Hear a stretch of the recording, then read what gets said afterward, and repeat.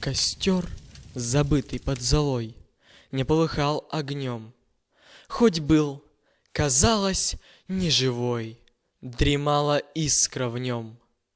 Гуляка ветер, озорник, проснувшись поутру, губами смелыми приник к дремавшему костру. Спросонья задрожал костер, и, разгоняя тьму, он руки робкие простер в объятия к нему. И грива, жаркая огня, взметнулась к той поре, как грива рыжего коня на утренней заре. И ветер с ней играл, смеясь, будил ответный жар, огню свою диктуя власть, и вырастал пожар. Он рос и силу набирал без лишней суеты.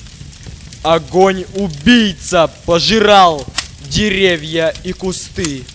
Трещали, рушились стволы в его аду горев. И были капельки смолы, как слезы на коре.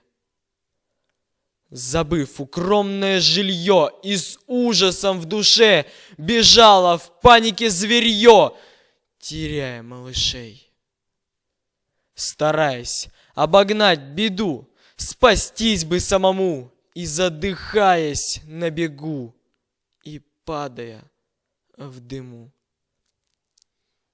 Того виню я в драме сей, тому я шлю укор, кто по халатности своей не загасил костер.